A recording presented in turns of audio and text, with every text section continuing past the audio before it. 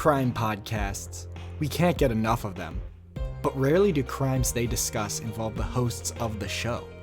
But on today's episode of Don't Start a Podcast, we listen to Philadelphia native Sarah Ewing and Conor Michael's crime podcast as the two amateur detectives attempt to solve a case a little close to home. Literally. In an ironic twist of fate, the first case they correctly solved was also their last, but for good reason. And now, let's solve it, the brotherly love murder.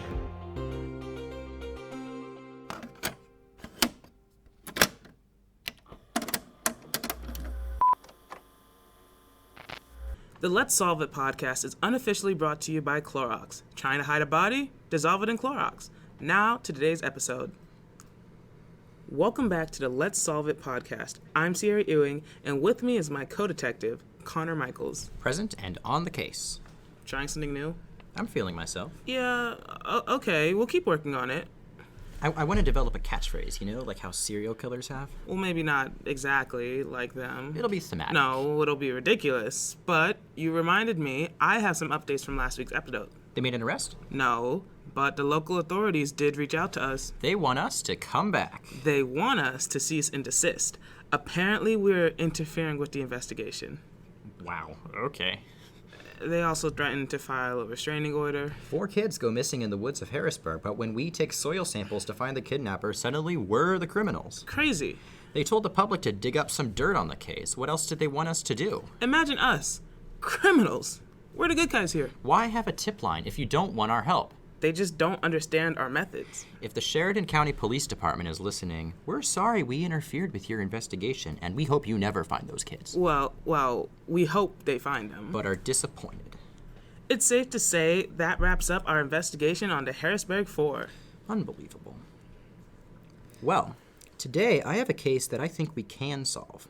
It's a fresh and grisly murder that has rocked our very own community here in Philadelphia. The case has left local authorities stumped and is on the verge of turning cold. Some are even saying that this might be the most perfect crime ever committed.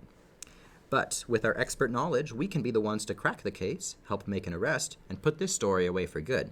So, let's solve it. The story begins just 4 days ago when 28-year-old patent attorney Jackson Michaels returned home. Don't you have a brother named Jackson who's a patent attorney? Yes. Oh. Jackson is the son of... Are you emotionally okay to do this? Vengeance makes me feel better.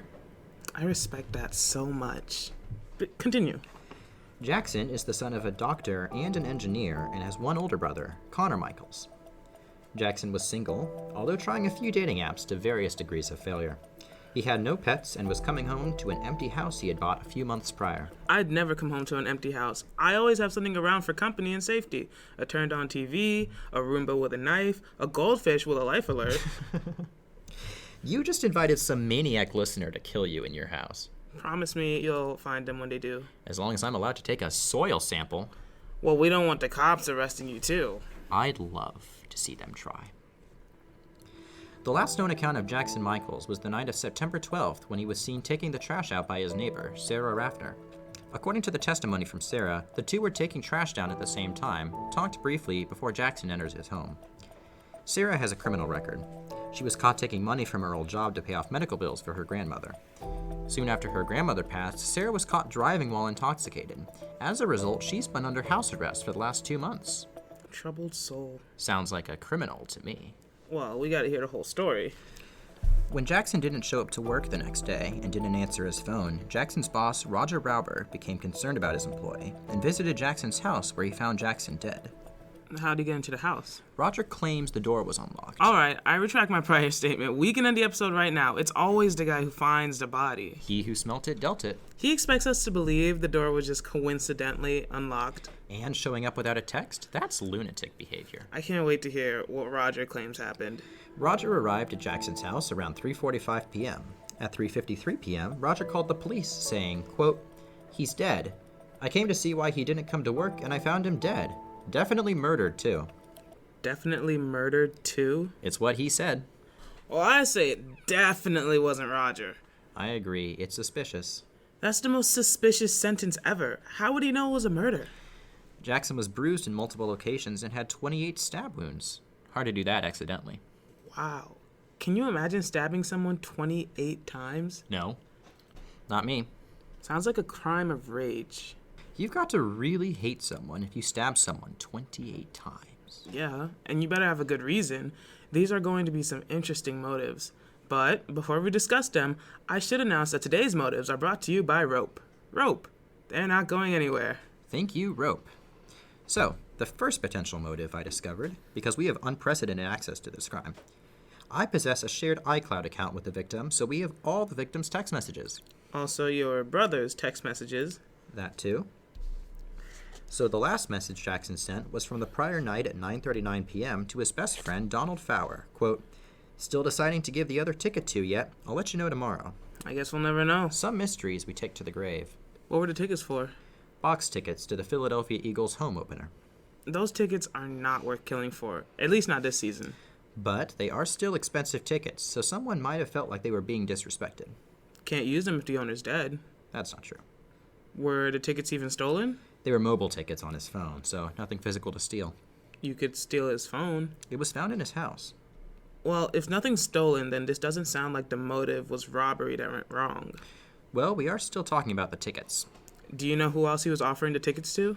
Jackson had messaged his boss about the tickets. See, it's the boss. He wanted the tickets. He didn't get them. Open and shut. Get the cuffs. But he also offered them to 2 women he met on Tinder. If we're talking motives, it could have had something to do with the Tinder dates. Classic jealous lover scenario. Then he was leading on a couple of women. You know, it is a little creepy that you read all of his texts. I was performing a thorough investigation. Jackson was a patent attorney, right? So motive could also be work-related, like he didn't help someone. No, it definitely isn't related to that. Well, we should exhaust all options. Yeah, but that's a silly one. What about something to do with your parents? One of them's a doctor. Maybe they had a bad surgery and the person decided to get revenge. I mean, I'll add anything to the list. Yeah, I think we've really exhausted every possible motive. On to some theories? I'm cooking up some theories. And today's theories are brought to you by our good friends from 1776, the Fifth Amendment. Don't want to confess, but you definitely committed a crime? Use the Fifth Amendment. Well, the first theory is obvious. Roger Robert, the boss, he reports the body. The tickets were offered to him. He's the only person we knew who entered the house. But he still had to get into the house. Did you say there were any signs of forced entry? I do not see any in the report. Then how did Roger even get into the house if Jackson was already dead? Maybe Roger had a key. Why would you give your boss a key? Bribery? Maybe he was trying to get a promotion? The going rate for brass isn't as good as you would think. They were copper keys, actually. Well, if it was Roger, I don't think he let himself in. Jackson would have opened the door, which meant he lived until the morning. But if he did live till the morning, he would have had to use his phone. So if there's no message sent after 9, he must have died the night before, which clears Roger. He could have just not sent a text. Sometimes I ignore texts. Oh, you ignore text? Do you ignore my text? Sometimes. I'm angry at you now, but I respect your honesty. It's the best policy. Maybe Roger went the night before and killed him, and then checked back the next day to make it look like he was good. But there is that 7-minute gap from when he enters to when he calls 911. That's plenty of time to commit a murder and too much time to find a body. Now, how would you know how long it takes to commit a murder? I've solved enough cases. Fair enough. I think we still need to consider Roger. Was there a weapon on the scene? No. Were the wounds fresh? Based on the police report I've seen, no mention of the timing of the wounds. Well, no weapon would mean the murder happened the night before because he wouldn't have had time to hide it the day of. I just don't think that makes sense as Roger. As much as I thought it would be him, I can admit when I'm wrong, and he doesn't seem likely. Damn it! What? I want vengeance. I'll solve this case if it's the last thing I do. Okay, here's my second theory. The neighbor, Sarah Raffner. She's the last person to see him alive. She could have followed him into the house. Or been invited in. Jackson's single. He's ready to mingle. Classic girl next door vibes. And she already has a taste for committing crimes. Maybe she'd kill him for love. She spends all the time in her house watching dates come and go, wishing it could be her. Finally, she snaps. She kills Jackson. When she leaves, she doesn't have a key, so she can't lock the door. So the next day, Roger can enter because the door is unlocked. Wait a second. Wasn't she under house arrest? Yeah? So the police would have known if she left her property. She can take out the trash, but she can't go to her neighbor's house. Maybe his house is still in range. I doubt it. Well, who else could it be? Have we also considered that Jackson faked his death? No, he's dead. Again, so sorry for your loss. Thank you. Suicide? There were 28 stab wounds. Fair point. What if it was his best friend, Donald Fowler, the one Jackson last texted? He receives the text and is so angry, drives to the house and kills him. Yeah, there's the message, but nothing else that really ties him to this crime. What about one of the women from Tinder? They discover Jackson's talking to someone else and out of jealousy decide to kill him. Yeah, no one just does that. Well, it has to be someone. I want to circle back to the patent thing. Come on now. Did he have any issues at work? I rarely talk to him about work, but one time I went to visit him trying to get a patent for this idea I had about fire that lights itself. A lighter?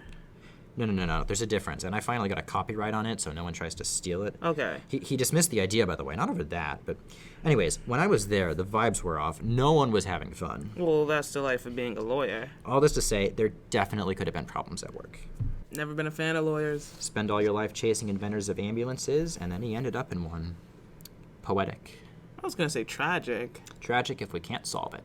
Okay, I have an idea. Let's imagine if you were committing this crime. No, I didn't.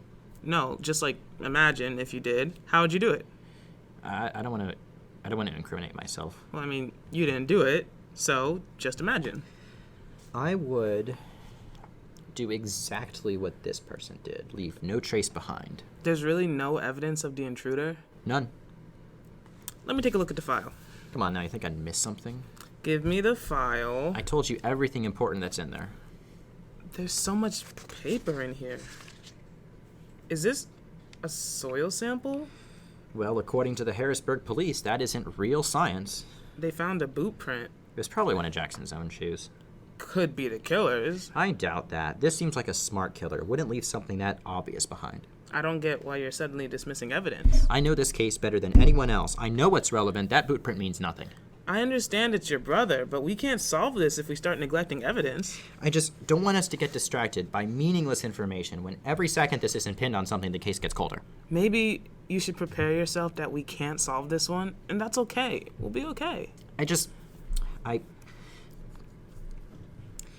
We've solved so many crimes. This can't be the one that stumps us. Like, we've spent so much time analyzing psychopaths. You think we'd be able to think like them and expose them. We've certainly solved enough to imagine how they all think they could get away with it. There's a truth that makes sense. We just need to figure out how to fill the facts around it. Then let's look at the facts. Based on the evidence, it's not some random break-in. This is someone Jackson knew and someone who had access to his house. Sure. So who else would have a key? I bet you have a key to Jackson's home. Oh, come on now. I'm just curious. You would know who else he gave them to. I have mine for emergencies. I don't even know where it is if I wanted to find it. So your whole family would have keys? Oh yeah, definitely my parents. Do you think they did it? No. Connor, did you kill your brother? Me? I know we exhaust every option, but sometimes you really do give some theories that feel like a waste of time. You have a key. You really want to blame this on someone. You were mad that he didn't help you with your patent, and you've been very unempathetic about the death of a brother. Connor, did you kill your brother? Pause the episode. Like their title, they did solve it. In fear for her safety, Sierra used the mace she carries with her on Conor and was able to safely flee their studio. Sierra called 911 and Conor was arrested minutes later. Conor was found guilty and is spending life in prison, and Sierra is in therapy for spending months hosting a podcast with a psychopath. While discussion of the patent came up in this episode, Conor never gave a clear motive, which has led other crime podcasts that reviewed the case to speculate it may have been because he wasn't offered the Eagles tickets. I'm Andrew Mister, and that's especially why you don't start a podcast.